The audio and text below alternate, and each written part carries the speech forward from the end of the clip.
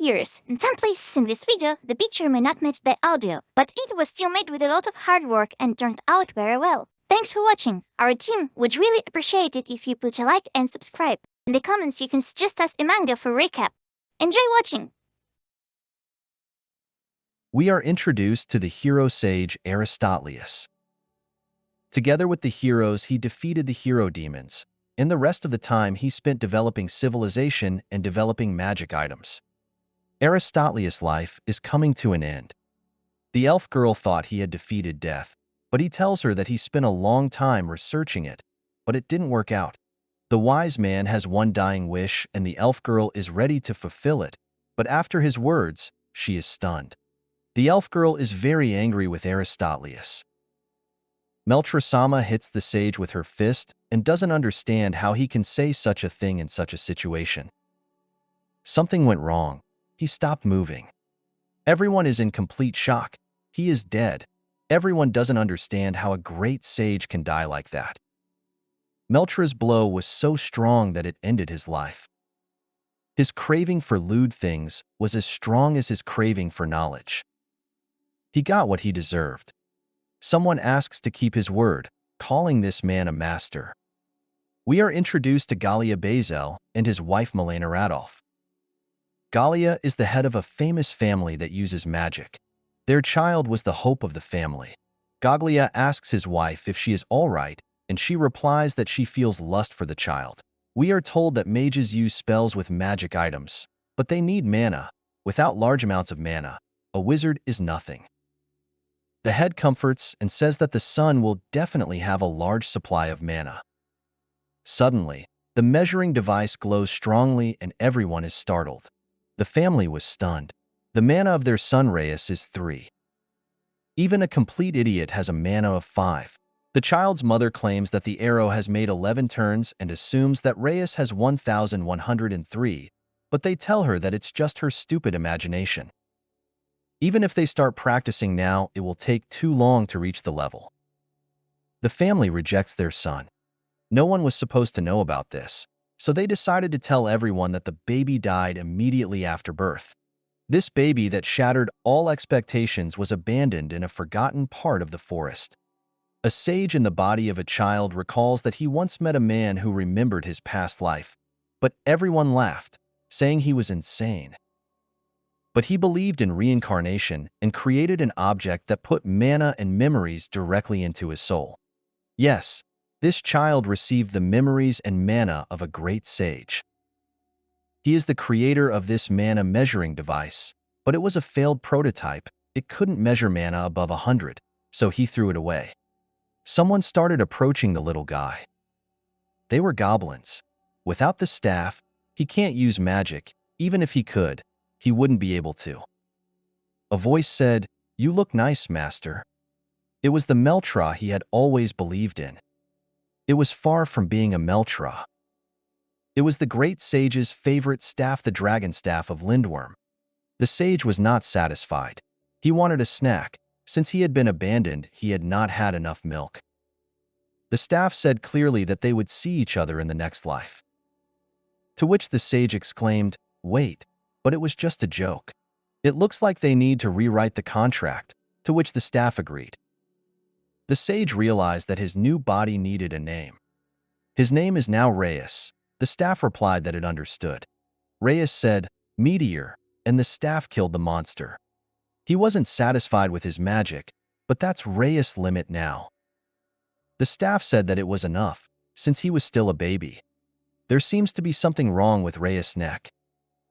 The staff says that his neck is undeveloped and careless movements can dry it out. The sage asks how long it's been since he died, but the staff has been asleep the whole time, so he doesn't know. The sage doesn't want to stay here anymore, and with his past knowledge he can do anything. The staff stops him and tells him that he needs milk. Reus says he will find breast milk in the forest. The staff says it won't be easy, but the sage tells him to follow him. Reus says he wants to play with his friend more than he did in his previous life. We are transported to the past, where a sage says, "If you can't conquer death, you will surpass it." The staff says that this sounds very good. It gives the sage strength. The staff doesn't understand why the master is so obsessed with overcoming death. He has studied everything he can in his life. The sage says the staff is right, and he has nothing to regret. But if the sage is reborn, he will keep the staff company, no matter how much time passes. The sage says that if he is reborn and tries hard enough, he can become immortal. After death, the elf girl asks if the staff is really here to stay, to which she replies that it is his share as a friend of the sage. The staff says that the girl should not worry about the fact that she killed him with those blows. After all, the sage would have died anyway. Maybe he is even glad of such a death, but the staff is sure of one thing: the sage will never break his promises. The sage is happy that he has a new body with which he can enter the women's baths, to which the staff replies that he did it in camouflage in his previous life. Reus says that he couldn't touch anything then, to which the staff asks the master to be quiet. A retelling of what happened in the first chapter. The great magician Aristotelius died because of a punch in the face from his subordinate, but thanks to the item Ring of Reincarnation, which he created, will be reborn. The sage's stomach rumbled disgustingly. It looks like he's going to die soon. The dragon staff, Lindworm, asked if his master was doing well, to which he replied with sarcasm. If he were just a sucker, he would have cried by now, but Rin Rin wouldn't want that, said the sage, to which the staff replied thanks. Suddenly, the sage remembered that he could use magic. The sage said, "Vault." It stored all the things from his past life, and in place of them a huge emergency food supply. But there was no milk in this stockpile. Rin Rin felt a strange rush of magic and said they should leave, but the sage didn't answer. It turns out there was a she-wolf near them, feeding her cubs. Sage started to drink the milk of the she-wolf together with her babies, but she didn't like it. With a quick spin, the she-wolf threw Reus away. The milk was tasteless compared to human milk, but still edible. Reus wants to make the she-wolf his mom. All he wants from her is milk. The infant has an unformed stomach, and since our hero is one, he burped and now his stomach is empty again. The she-wolf was very angry, to which Rin Rin suggested to get milk by killing one female at a time. The sage thought about it. The she-wolf is furious and tells Reus not to lay a finger on her cute little wolves, to which he replies that it won't make any difference if one more is added. Here she saw that one wolf cub was missing. Now Sage can join. But the she-wolf tried to sniff her way to the wolf cub, but she was prevented by snot. The sage offers a deal. He will help find the wolf cub, and she will share her milk. The she-wolf says that in this forest he will never know the wolf cub's whereabouts unless he has the same sense of smell as magical wolves. The sage finds him and tells him that he is approaching the giant mushrooms. Sage goes after the wolf cub himself.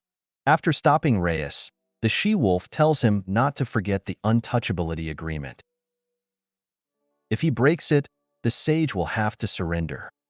Briefly, this agreement forbids approaching the territory of others. One step out of the border and you will be killed. If the sage doesn't make it in time, he will have to surrender. The wise man says that he wasn't going anywhere and didn't say that he was going to follow him. He will come on his own, the sage said, and then recited the incantation, creation of the world. With a rough understanding of the location of the object can be dangerous, but if you understand the location of the target, it can be dragged. A child thirsty for milk will do anything for it. Your order has arrived. One wolf cub has been delivered, said the joyful sage. The she-wolf was in shock, but Reus didn't beat around the bush and asked the she-wolf for milk. Reus chased after the she-wolf, but Rin Rin called the master because something was wrong with the wolf cub. It had mind control magic on it, which the sage easily removed. Someone knew about the untouchability agreement and wanted the wolf cub to break it. Reus thought he had found a source of sustenance, but now he had a bad feeling. Reus can sense the thoughts with which the magic was created. A lot of love and effort was put into it when it was created, but at the time it was created with the purpose of killing. The sage wanted to meet the one who created such intricate magic. It was intricate magic, but the monster's plan failed. He can no longer think. The same monster says he will kill them all. Since Reus was abandoned, he has been starving all the time. But he found a she-wolf, thanks to which he survived. The wolf cubs have already grown up. How long has it been since he came? Turns out it's been 3 weeks, and the magical beasts are just growing up fast. The she-wolf asks when Reus will start walking, because it's been a while, and Reus dodges the answer and tells Mommy that she is snotty because of inflammation. The she-wolf doesn't like that the child calls her that. She told him for the last time to stop. Another magical beast comes running in and says that they are being attacked by a troop of spiders. They want to make a real war in from the squad there is near the east. Reus asks who the chief of the east is, to which the wolf replies that every region has what are called bosses. It is the sage's mom, who is the chief of the southern region. She asked to take the wolves to a safe place. Reus is happy that his mammy holds such a high position and hits another wolf. The she-wolf started to raise her voice and ask why he did it, to which the sage said that on that wolf there is a mushroom similar to those brainwashing. Most likely the work of the eastern monsters. Apparently the eastern monsters have prepared for this day. There's no time to check everyone, so we'll have to keep an eye not only on the enemy, but also on our allies. Reus tries to call Mom, to which she yells if he needs milk, then after the battle. The sage tells us that it is not necessary to check everyone who is affected by this magic. The creature has a purpose, and in this state, the affected person is not responsible for the physiological needs of the body, and the easiest detection is the lack of fear. Reus used fear magic before hitting the guide, and there was no reaction. This way they will realize who is struck. Reus used magic and said, "Sit." Everyone who was under this magic was freed, thanks to Reus and the wolf leader. "Why is there such a strong smell of ammonia?" questioned the wise man. The she-wolf replied that it must be the others. Reus said his mom was great, and she couldn't pee her pants from fright. The eastern monsters came in. They had been cooking these mushrooms for them for so long. All the monsters started screaming that they wanted meat, that they would kill them, that they were so annoying. The leader of the east ordered the wolves to be killed. The she-wolf started talking about how there would be no winners in this fight. But the spiders didn't care. They wanted to eat meat. It seems it's useless to talk. In so many years, the spiders haven't learned to talk. Reus, hanging in the air, thought this is a very fierce fight. Rin reincarnated into a sword at his master's orders. The wolves don't have an advantage, as the spiders have prepared in advance. Rin says he has an idea. He wants the sage to escape. With the wolves growing, the she-wolf will soon have no milk, and there's no benefit for them to stay in this battle. Reus said there is logic, but hesitated. The she-wolf is already failing. The leader of the north has torn off a piece of her paw and thus infected her with a weakening poison. Her movements are now slow, and her sense of smell is gone, to which the she-wolf shouts that it is not because of him. Sage helps the she-wolf. He didn't expect it from himself. The leader of the east wanted to attack the sage from behind, but the she-wolf prevented it. If anything happened to her 11 children, this spider would be a ghost. Sage is flattered by this. He's always been honest calling her mom. Because of this, Reus stays. Because the conversation isn't about loss or gain. Reus defends his mom, sisters, and brothers to the best of his ability. Rin says that after using all his magic, he will need to go into recovery mode. He doubts it, but Reus says he is sure. Reading and unleashing the full power of Rin, the sage says, "Discharge." The monster was destroyed in one blow. Destroying all enemies and treating the wounds of allies has been successful. Rin enters a state of recovery. To this, the sage wishes him a good night. Reus starts to fall, but the she-wolf quickly catches him and questions who he really is. Sage said that he loves his mom and that he's the most normal kid. It looks like no one else is going to attack them, and they let Reus rest. All the wolves started fighting over Reus. His mom sat and listened to both sides. After his mom stopped giving milk, but credit to the sage's ingenuity, he started getting milk from other wolves. Rin was afraid that he would see his dead master upon his awakening, for he was just an infant at that point, but all was well. Flying back, Reus said, "It's about time." Reus says he is leaving the pack, but the she-wolf stops him, because those who see Reus as a threat can be ignored, and what will he do with the milk? He still needs it, to which the sage says, "Please see," said Inventory. The sage says that at night he collected as much milk from the she-wolves as he could, so he'll be fine.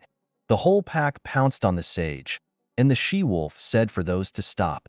The she-wolf lets him go and tells him to remember that he can come back anytime.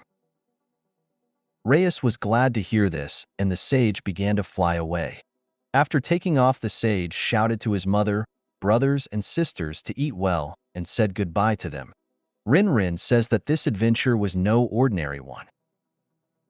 They had stocked up on provisions for several years. The sage says it was indeed an exciting adventure, for he had never seen the magic of the god's sword in his previous life, and the wolves and spiders made his heart beat faster. In a month's stay, Reus had mastered the magic of the god's sword. Maybe someday he would return to his mother. With a laugh, Rin says that sometimes his master's wit and wisdom scares him. The sage tells him not to worry, because if he stayed there, it would be disrespectful to the new and uncharted world. Rin asks the sage what they will do now, to which the sage replies that he wanted to be an adventurer, but the staff asks if the infant will definitely be allowed to be an adventurer. To which Reus replies that more than that, they just need to find a place of irrevocable restriction. How he finds such a place will prove his suitability with magic. Rather unusually, Reus follows the path of the adventurer. The staff thought he would also follow the path of the sage, but the sage asks if the staff remembers someone who has also been reincarnated. Such a person is not easily forgotten, for he has retained his memory, skills, and abilities after reincarnation. As far as the sage remembers, he too became an adventurer after all his research. Rin asks the sage about whether the host wants to resemble his choices. The adventurer will now be able to complete the quest, and thanks the sage Aristotelius for doing so. The Reborn has grown. After all, it has been 10 years since he left this place. Rumor has it he's not beating a drum about becoming an adventurer. He chuckled and said he's doing his best. Why would such a powerful man want to become an adventurer? After all, there are many avenues that would provide him with a good position and reputation. He has no interest in power and also has always loved the profession of adventurer. To this, the wise man says that it is a very difficult profession for which they are not paid accordingly. They have always had a bad impression of them. So what is good about this profession? Adventurers perform different quests, easy and difficult, and no matter how strong a person is, without support he cannot do without. Being an adventurer always happens something that wouldn't have happened without being an adventurer. He would like to enjoy it. The sage was interested in his thoughts, though he had enough of the life he had now. Starting something new was tedious, but hearing about his adventures was interesting. The adventurer is approached by his squad and begins to ask why it took so long. Tact gets agitated because he told them to wait outside, to which the girls say they were bored. "Can they take me?" asks Aristotelius. To which they tell him not to be silly, because there are so many experiments that need him. He can make so many different discoveries. "Now you understand?" asks the sage at the staff. Rin listened only to the middle, and beyond that he refuses to understand. Now the staff understood that Reborn had a wealth of experience and knowledge from the past power. He was powerful from the beginning, so he had high expectations and was overestimated. Now then he understood everything. Reborn can easily create harems for themselves. The staff has thrown off its master. The sage asks him what he is doing. He might cry. After all, he is just a child. To which Rin replies that the seat is slippery. He must warn the master. He will not be able to find a team of fully attractive young ladies. There is simply no such thing. The sage asks him who he thinks he is. He was able to find milk in the most dangerous forest after all, which means he will be able to find a group of beautiful ladies and attractive young ladies who are bored without him. He will find them. Here the thieves showed up and started threatening and insulting the girl, who was so and spreading courage. The adventuress saw the thieves, the loot, and the hostage. "Some overly masculine girl," said one of the bandits to the others. "Urgent quest, A rank. So even for the capture of the leader of the thieves, give a bonus," said the girl. Looking at the flyer, the girl saw that not a single face looked like the leader of the thieves. One of the thieves began to shout, "Why such a nice girl came here alone? She even understands what can happen to her." The girl hit one of the bandits between his legs. The others started yelling that he was finished. I think they heard a crunching sound. This is when the leader of the bandits shows up, who has been interrupted from having fun. He is told that some broad has come and put Marara down. "Here he is," said the adventuress. Fana shouted, "The leader of thieves, why would an adventuress of such a high class come here?" "Really, why? Let me think about it," said she. "Probably because she was bored." "Humor me," said the adventuress. "Never have we seen such a magic score in an infant 98. "Definitely, my son. I didn't think I would have such a genius," said the man. Galeus was told that this child might not be in the usual category. "The great sage has been reborn," cried Galeus. The court mage told him not to shout like that because it was secret information from the goddess prophecy. Rumor has it that 6 months ago they found a prophecy that said that the great sage Aristotelius, who knows many secrets of the world, will be reborn as a strong child aspiring to magic. Perhaps this child is the sage. Unfortunately, this child is not from his lawful wife, but from a common servant, but not to worry, they will think it is only from a child. The head of the family thought that if the mana volume exceeds 100 in the case of 2 months ago, immediately comes to mind. This case was also very close to the reincarnation scenario of Aristotelius Sama. The court magician says that exceeding the level of 100 is impossible. Sage flew up to the city and saw that it was big. There should definitely be an adventurer's guild there. The city has a barrier that Sage could easily break through, but Reus says no need, they haven't entered the cities yet, and Rin suggests making a fuss. But if people see a flying baby, there will be even more hype. Sage sees a way to get into the city. An adventurous girl is leading bandits, stops and notices the baby. Everyone was shocked, because the baby can fly. The wise man tells the girl if she could take him in her arms to walk with them into the city. He amazed everyone even more by being able to speak. If she takes Reus in her arms, he looks like the most normal child. The staff has become invisible so as not to scare her even more. Rin seems like no one would want to help the sage. At least the staff wouldn't help a flying baby, but the girl still agreed. Reus was glad to hear that. The other girl wants to stop Fana. After all, this infant is dangerous. The adventurer didn't listen to her and took her in her arms. It was great that he's a baby and already talking, to which the sage says he communicates by telepathy. Rin said that there was no need to cuddle like that, as there was no need, to which the sage argued that there was a great need. Reus asks the question of what the sibling's name is. The girl replies that her name is Fana and she works as an adventurer in the local guild. The sage says he's Reus and he's just an ordinary baby who's 2 months old. Only 2 months old and already so independent, Fan says. Sage asks where the girl is going, to which she says that she is going to the police. She has to hand over a hostage and a gang of thieves. Reus says he wants to join a guild. The girl asks why. Sage says he wants to register and become an adventurer. Fana smiles at him and says he is very interesting. The adventurers are sitting at a table and spreading rumors that Fana went to a gang of thieves. One of the adventurers sympathizes with them. Another tells him that he really thinks one girl can defeat a gang of thieves, but if it's Fana, you should only sympathize with her enemies. Fana is back. Everyone starts whispering. Did one girl put down the gang of thieves? Here, the girl shouts out Ilya-san. The girl says to the fan, "Welcome back," and that she received a notification that she has successfully completed the task. But it's strange why she came here.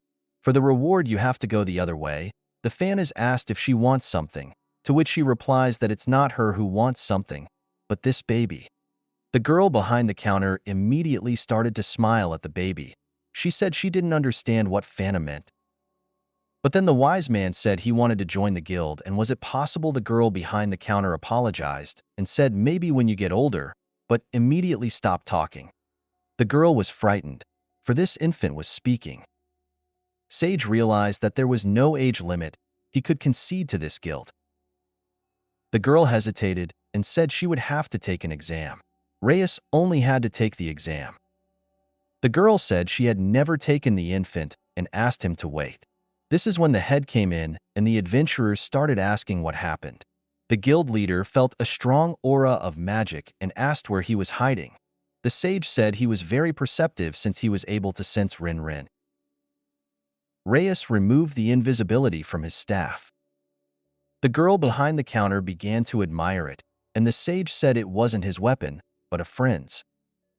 The guild leader is more than sure that this aura is coming from the weapon flying in front of him. It feels like he's standing in front of a terrifying monster, ready to tear you apart at any moment. Also, it feels like it back then when he was young. The chapter is distracted from his thoughts by the fact that this kid wants to take the exam and whether or not he can be admitted. It is true that age is not important to pass the exam, but no matter how strong a weapon he has, as long as the sage is an infant, it will be very difficult to pass the exam. Maybe after Reus learns to walk, but here the sage took off. Reus startled the guild head and said that he could do without flying. The guild head would personally contact to be allowed would be awkward if the infant asked them. Fana congratulated Reus and asked him when his exam was, to which the sage replied that it was the day after tomorrow. But there was no money for overnight lodging and he would have to spend the night outside, to which Fana offered to let him spend the night at his place. Rin asks if he really needs a roof over his head, because he's been living in a forest full of monsters for 2 months, and considering that the city is civilized, he can sleep on a bench. The sage says so and so, but he's not sure. He does spend the night at Fana's, for which he thanks her. The staff says he's a perverted old man. The sage says she offered it to him. It's a 6-minute walk to the guild. Fan's little sister shows her apartment to Reus. Very dusty smell in her home, as the adventurous girl is rarely at home. Fana asks how Reus is doing with food, to which he says it's fine, since he has supplies. After all, she won't have milk no matter how hard you try. Maybe he can get a drop of milk. Rin stops her master, to which the sage says it was a joke. Fana says she'll sleep on the couch, but Reus can settle on the bed. The sage thanks Fana. Fana says she want to bathe. Reus says okay, and Fana asks the one if he wants to go with her. Sage has never been asked to go anywhere by a girl up until this point, and Fana not only invited him home, but calls him for a bath. Is it the power of babies or maternal love awakened in her? Not thinking long, Reus agrees.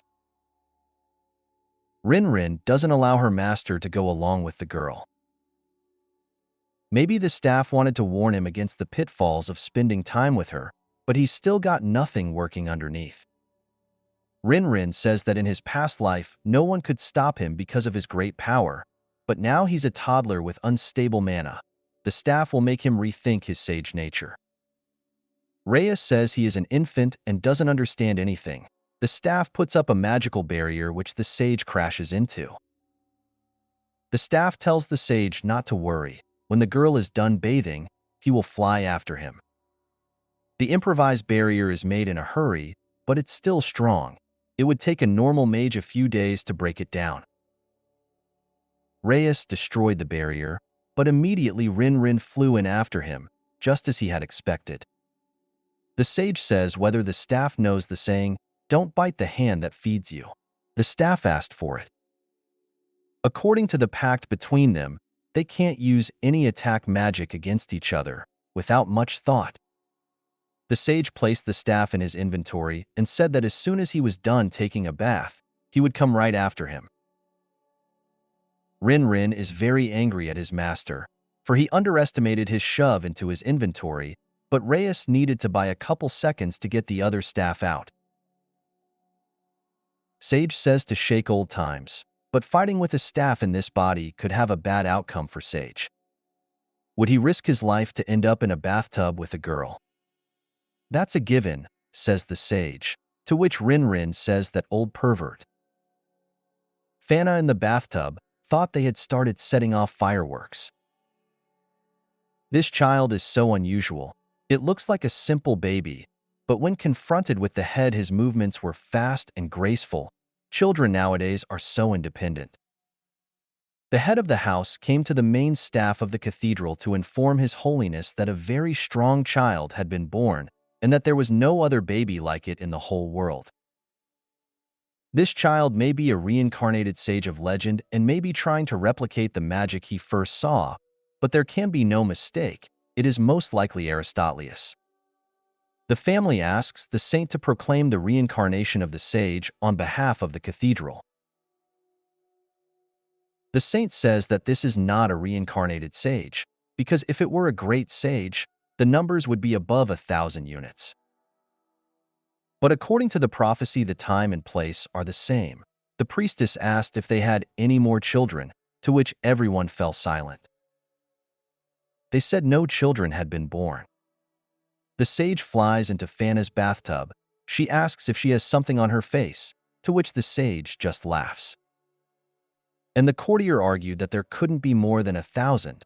The woman says that if there is even 1/1,000,000th chance that the child survived, then we should look for him. And if he was a sage, he was able to survive. If he survived, he's probably living in luxury. Sage learns that Fana will be gone for a few days. He can use the apartment however he wants. We'll need to go somewhere far away for a difficult quest. Reus says thank you. Before falling asleep, Reus says he won. After leaving the temple, the family starts yelling at the courtier. Still, the wife was right about the arrow taking a few turns. They left the sage to die in the forest wilderness. This is the biggest mistake one could make. Rin marveled that the master was able to describe it. The guild takes in just about anyone, some of them children, but Rin upsets the master by being the smallest one here. The budding adventurers begin to resent him. What kind of idiot could have come to the exam with a child? Who will take responsibility if he cries during the exam? One of the novices started shouting, to which the sage replied that he came to take the exam. This guy was shocked that an infant can talk. Yes, Reus speaks, but telepathically. He's starting to get tired of this response. The exam is about to begin. No need to pay attention to the infant. The guild leader has given permission for the exam, said the examiner. The first exam is a written exam.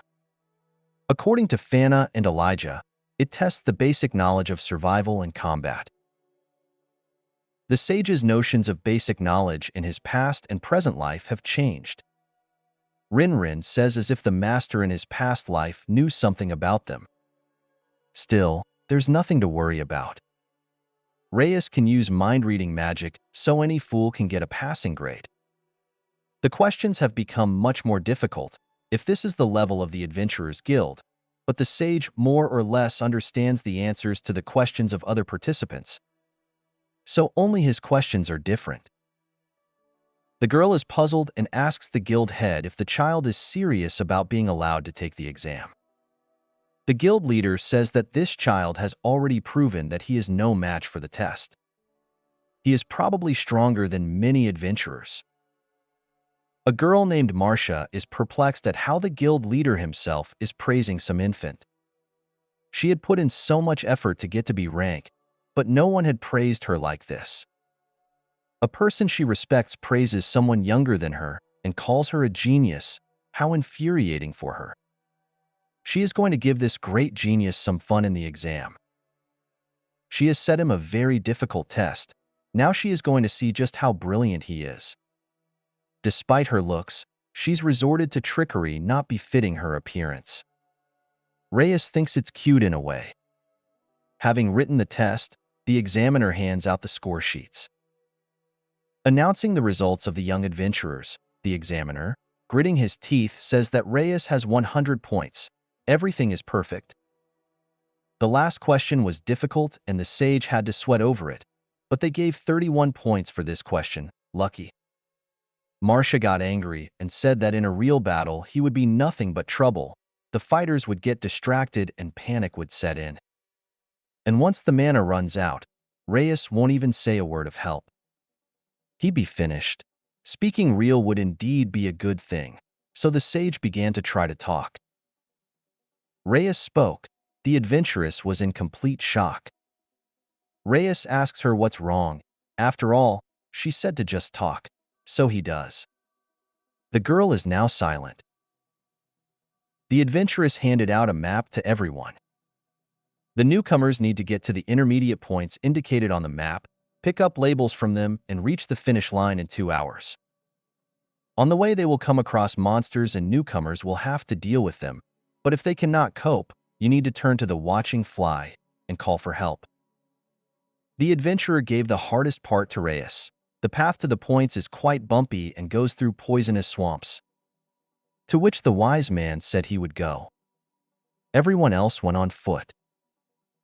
The adventurers waiting at the finish line were very scared when some baby flew to the finish point from the sky.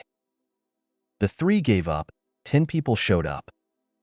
The adventurers introduced themselves as Lot and Lana. They are rank C adventurers. Experienced adventurers tell them to go straight to the practical test, but the newcomers want to take a break. They probably forgot. But the profession of an adventurer will be many times harder and tougher, of course. Depending on their strength, they can get rich. But most of the adventurers barely earn money, and on the next trip on an empty stomach immediately die. With only one admiration for this profession, they will not survive. If they are not ready for such a thing, then let them leave. Sage jumps on Lana, but she has no milk. Marcia didn't like this and hits Sage. Lana yells at her that it's just a baby. The other adventurers ask what they will do on the practice test. Marcia says they're going to mop up the goblin lair. Goblins are the weakest monsters. The newcomers did not take this task seriously. Reus says that they should stop thinking so naively. Just because they could do it then doesn't mean they can do it now. You have to remember that every real fight will be different from the previous one. The opponents may be stronger. Letting your guard down in front of a weaker opponent can be fatal. It is necessary every time to get into the situation, analyze and look for the best and most effective way to fight. Marcia thought that he did as well as the Great One. She was a little embarrassed when Reus asked if she was okay. Marcia said she wouldn't help newcomers unless necessary. The newcomers noticed the goblin, but it started to run away from them. Rin raised his voice and said it looked like it, but before he could say anything, the sage noticed the goblin. All the adventurers are shocked. There was an army of goblins. It was an ambush. They snuck up from behind. It's getting dangerous. Fighting as best they can, Reus and Marcia said with one voice, "Youth." Marcia yells at the sage, asking why he doesn't fight.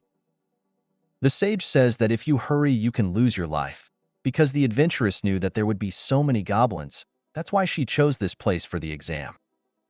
Only the goblins ambushed her, bringing the sea of goblins to them, but Reus interrupted her saying that she was mistaken. Making them think that the examiner is in control is their real plan. It was the examiners who were caught in the trap. The hobgoblin appeared. The report didn't mention anything about this goblin. If she went to rescue her charges now, she would die, and there were 6 girls in this group, so how long would it take for the rescue team to get here? Marcia rushed into action and told Lot and Lana to get the kids outside. Reus was right, but as the goblins learned how to ambush, the adventurer was distracted from her thoughts by Lana as she shouted over the top of the Marcia has been shot. If it isn't the Lord of the Goblins. The Goblin King has a scarlet skin tone that is rare among goblins. A special goblin that possesses high mental, fighting, and leadership skills. The Goblin King says to leave the females alone and eliminate the males. Reus says this, he knew about it. Everyone is caught in the traps except one. Most likely the Goblin Lord sensed Marcia's presence from afar, but thought he would defeat her alone and there would be no more resistance. But to his regret there is Reus here. If the goblin had sensed his presence, he would have fled to the depths of the cave, so the sage reduced the release of magical power to a minimum. Also that this cowardly lord would appear before the sage. To destroy a pack, all you have to do is kill its leader. And this is already Reus' trap for the Goblin Lord. All the newcomers shouted to the sage to retreat, for even a rank A adventurer would have a hard time dealing with the Goblin Lord. For a few seconds, they looked at each other. The first to make a move was the Goblin Lord. He ran away. What was this monster that was waiting for him? He will be able to create a new clan. The main thing is to escape, yes, far away. The Goblin Lord has returned. All the adventurers do not understand what happened. And that's all the sage asks the goblin. Such a defeat would be too pathetic. What will the Goblin Lord do? All the goblins would drop dead. All for the king. This skill is inherent in the monsters calling lords. The skill sacrifices the lives of his subjects to the king and dramatically increases combat power. This is hardly something a guild leader can do. All the newcomers have realized that this is the end and they will all die. But Reus is just drinking milk. All the adventurers are perplexed. Suddenly it's a powerful elixir, but the sage says it's just milk. Reus is attacked from the back by the Goblin King. Compared to the Goblin King from the sage's past life, the one posed a greater threat to him. It was delicious, said the sage. Reus has killed the Goblin King. Marcia is still breathing and regaining consciousness. Marcia says that this is a good ending. Her wound cannot be healed. She is happy to have such a good sight before she dies. She tells Lot and Lana to tell Dolia, sorry I left first. She has gotten warm. She doesn't understand anything, but Reus has already healed her wound. The heat heals Marcia's wounds. If the examiner dies, no one will give Reus a grade. Reus asks Marcia if he passed the exam. The head of the guild is shocked. Marcia tells him that the Goblin Lord was defeated by Reus. The head asks what she's doing. Marcia replies that Reus used recovery magic on her, and now she's spewing energy. Anyway, she needs to arrange a retake, since the exam didn't go as planned. She's made a syllabus and needs the chapter's approval. She also asks him to stamp it. Reus is a special case and is given permission to join. Reus, the youngest adventurer in the history of the guild, having joined as a 2-month-old infant. He told Rin Rin that it would all work out. You can't get bored with him. That's the new guy, just what you need, Lot says, and maybe they'll close that quest that hasn't left the message board in years. Solve child abduction. Reus looks at the errands on the bulletin board, but none interest him. Lena approaches and asks if he wants to go to lunch with her. Absolutely, the wise man replies to her. Lena has ordered a lot of food, but Lot cancels it and tells them to get 2 vegetable stir-fry sets on promotion. Lena has already squandered her entire paycheck on food. Reus thought it would be a date with Lena, but she already has a boyfriend. Lena calls him brother, and Reus doesn't quite get it. They're brother and sister, but they don't look alike on the face. Serial baby abductions, Reus asks. It's not a peaceful town, but this kind of thing started here a few years ago. Isn't this the work of the guards? Reus asked. Until the bodies are found, the priority of the case is low, Lot answered him. At first, the adventurers thought they could solve the case quickly, but in the end, no matter how hard they tried, they didn't get a single lead. It is strange that no ransom is demanded. It is not clear what the purpose of the kidnapper. That's why they need Reus' help. They will walk around town posing as a family. The plan is to draw attention to themselves on an unlit street. Reus only has one question. Does this mean that Lana will play the role of a mother? The sage asked, to which she said yes. He agreed. Lot believed that Reus would help them. Reus yelled for him to get off his back. They are done with their shopping and look like 7, but Reus is wondering if they will carry him in their arms or not. Reus has a thought. They are strong. He can feel some kind of aura. At least they are very strong to make money in the field. They don't want to become adventurers like Fana and Marcia at all.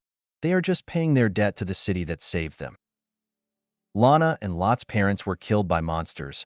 When they thought they were finished, the adventurers here came to the rescue. After that, they ended up in a very nice orphanage. Reus was stolen by threads. Lana used the spell, Fireball, but even it didn't help. Reus changed the forming magic formula of the magic thread and broke out of it. The sage thought that bullying the weak like kidnapping babies was the lot of a complete lowlife.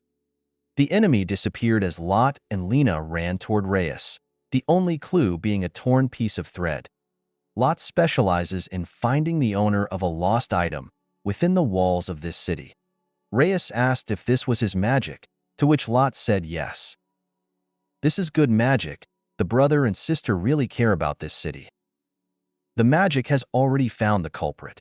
Something has happened, and about this the brother and sister want to consult with Dolier in the guild, a team of adventurers called the Red Wars. They were called in for an urgent quest. They are asked if they know the director of the shelter, to which the replies that they know this wonderful man. The girl of this clients asked why they needed this information.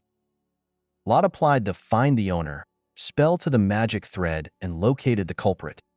The evidence led them to the orphanage. Maybe it's a mistake, because the director is such a nice man. The director of this orphanage came out and asked what the Red Wars had to do with him. The director asked them to come through. They would not talk across the threshold. The children started showing the director butterflies and greeting Badak. For years, he was the criminal that kidnapped babies. He's a serial killer wanted all over the world. Zelgius. Capture him dead or alive, the guild leader says at last. The director of the orphanage asks what the adventurers wanted to talk to him about. The family that abandoned Reus is looking for him in the same forest. Reus, mother, the lord of the southern lands, appears before them. Everyone is ready for battle. The lust for killing from the wolves is gone, but why? In desperation that the child ran away, she followed him into the forest. Good mother, thought the she-wolf. The she-wolf told her cubs to leave. These are not the strangers they had recently spotted. The subjects of this family want to go back, for this child is probably already dead. And yet it was eerily quiet here. What's going on? Badak got right to the point. In a case of serial infant abductions, suspicion fell on the orphanage director. The director laughed. He convinced that an old man like him couldn't do it, and there are a lot of orphans here without it.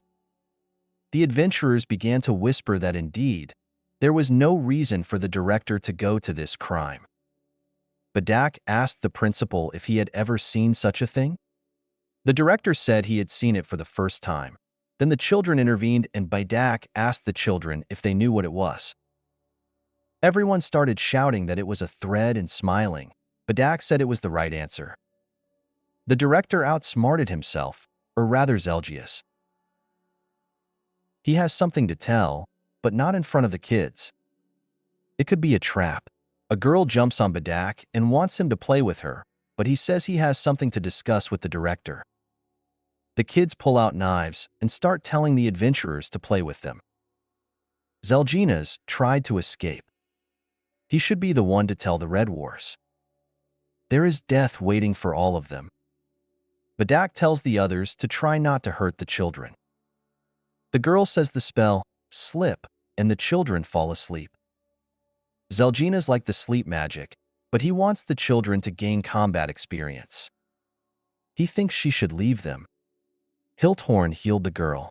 Zelginas says to make sure the kids remember the fact that Hilthorn should be gotten rid of first. He's also a tank. Zelginas doesn't understand what's wrong with this guy. Screenshot. The adventurers shout, "Come on, Bedak." He brings his sword to a stop near the enemy's neck.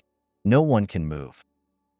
Lot and Lena wonder how the Red Wars team is doing, to which Lot replies to his sister not to worry about them. They need to figure out the director's motives. The situation is bizarre. It's been 30 years since the principal showed up in this town, from where he started kidnapping children in recent years. Behind the book Lot turned out to be a basement. In front of them was a strange magic formula that none of them had ever seen before. Behind another door was a huge room. Right below the shelter was a huge spider monster and mushrooms. We have to go back to the Red Wars. Now one must be sure to grab and question the director about everything. Zelginas laughs at the adventurers. They look like butterflies caught in a spider web. He could easily destroy them. The children will do it. They need to understand what it's like to kill.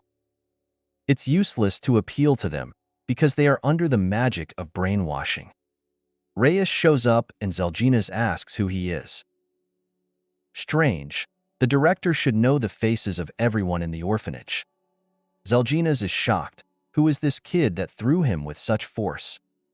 Reus tells him not to hold back and attacks him with all the lust for killing. Sage is curious about Zeljanaka's style and wants him to get the magic thread soon. There's no way Zelginas can catch the sage. Reus has figured out why to wield the magic thread like a whip. Mana consumption per end is slightly different, quite entertaining. The sage approached the executioner. You can also strengthen the body by quickly winding the thread around your arms. Quite ingenious, said Reus. If this child is so interested in flossing Zelgina's life's work, he can enjoy it to the fullest. By kidnapping children, the murderer has distorted the children's concept of right and wrong through brainwashing. He tries to teach them his deadly technique. Reus understands him, but things don't always work out the way he wants them to. Reus begins to recount his life and the fact that after many years, his formulas and knowledge have become so twisted that those have lost their original essence. Moreover, even his failed inventions are extolled as something sacred. The sage mocks the executioner, so Reus gets caught. Great, Reus has figured it all out. Time to call it a day. Zelginas realized it was the staff and ordered the children to destroy it. The threads don't move. The Reus has taken control of it. He's certainly not an expert in this area, but this technique is far from perfect. After that incident, it was necessary to add individual mana binding to the defense spell formula. Because an opponent with a lot of it, figuring out the formula would just take away his weapon. Zelginas increased his magic power, using the mask as a trigger to activate the power of the monster absorbed a lot of magic, Sword of the God, of the Eastern Lord. The sage remembered and said that he had defeated it when he was 2 weeks old. That's why Reus thought he had encountered this odor before. Brings back memories. Zelginas is shocked to see this little guy straighten out the Lord of the East. The sage needs to wrap up with the executioner. After all, he got everything he wanted from him, and soon it will be time for an afternoon nap. Zelginas doesn't like the fact that he looks down on him. Reus says he has completely figured it all out. The executioner's attacks are useless. Lot and Lana come running and say they need to talk to the director to stop.